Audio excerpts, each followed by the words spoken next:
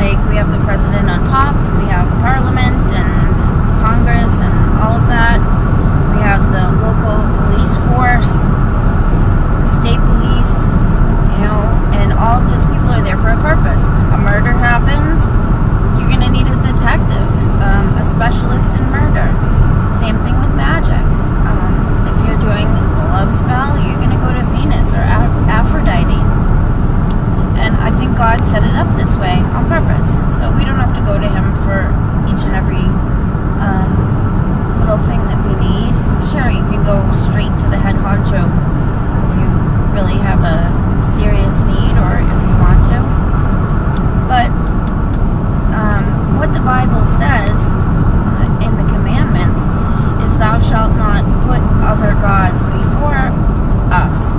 And yes, it does actually say us in there. Some people say it means the Trinity, God, Jesus, and the Holy Spirit. Others believe it means God and the other gods and goddesses.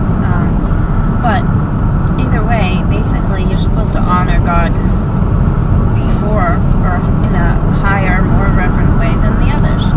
And as pagans, I think most of us pretty much kind of do that, or think of it that way. The other things that it says that people criticize pagans for is idol worship. It says not to worship false idols. Now, I don't think that in having statues that we're actually worshiping the statue. It's just a representation. It's a representation of the spirit.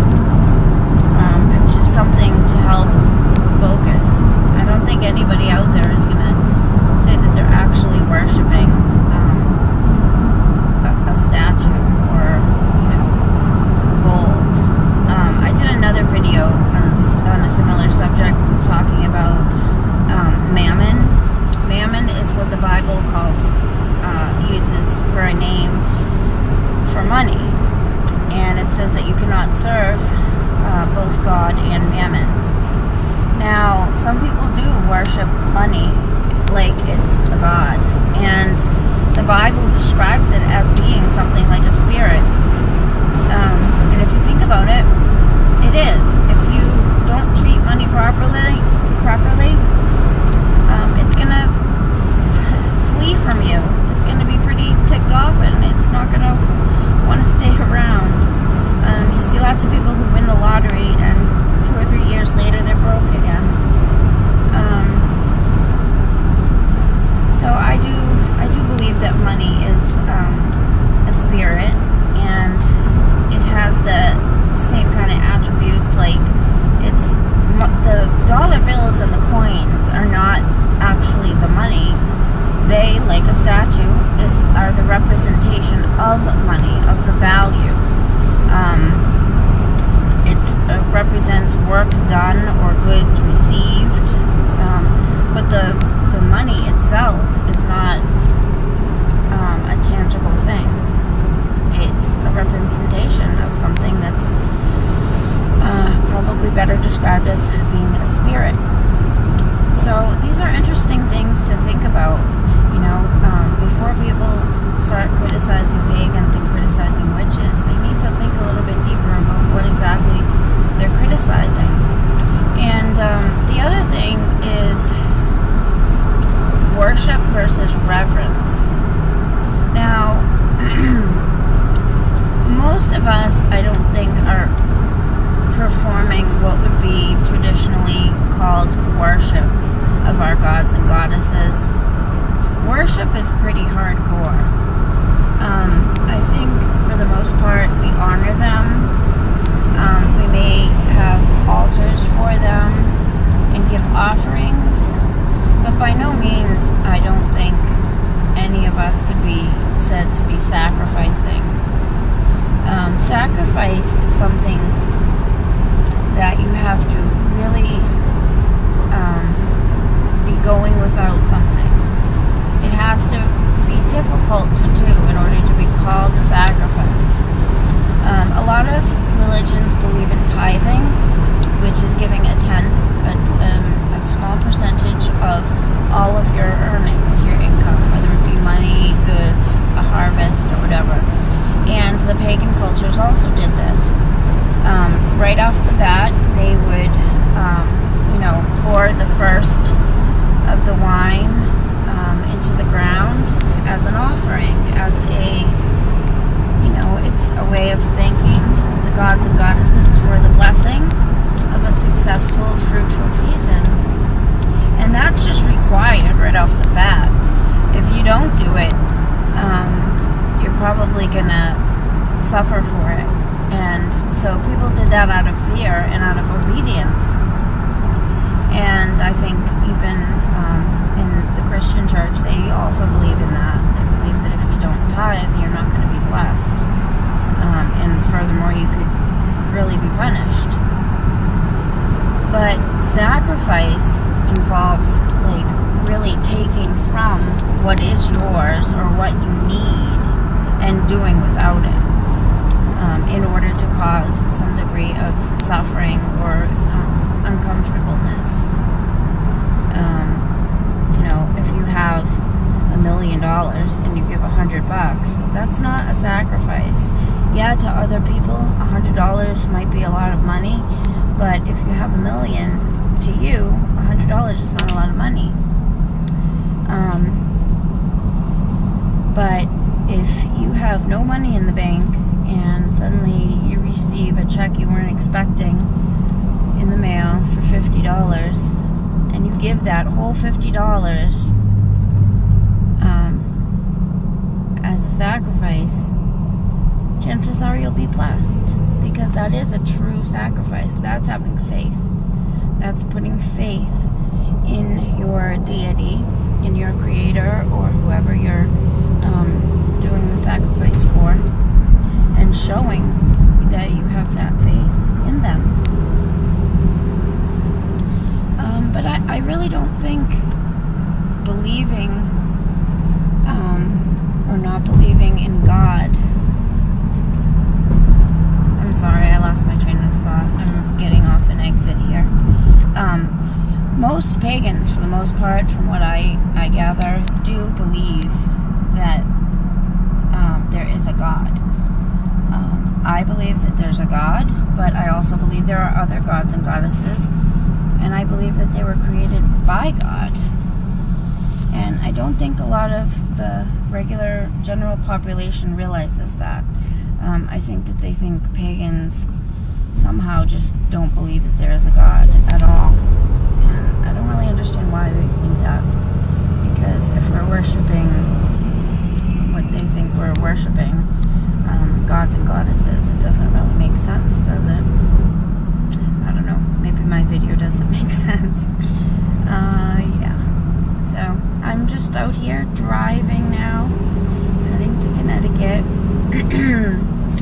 And I hope to have a nice, enjoyable weekend and get outside. I really miss, I'm really missing flowers and birds and all the summer things. I really love going to ponds and seeing the tadpoles when they're turning into frogs and stuff. I just really love that stuff. From a very young age, I've always had an obsession with frogs and toads. So I'm going to cut this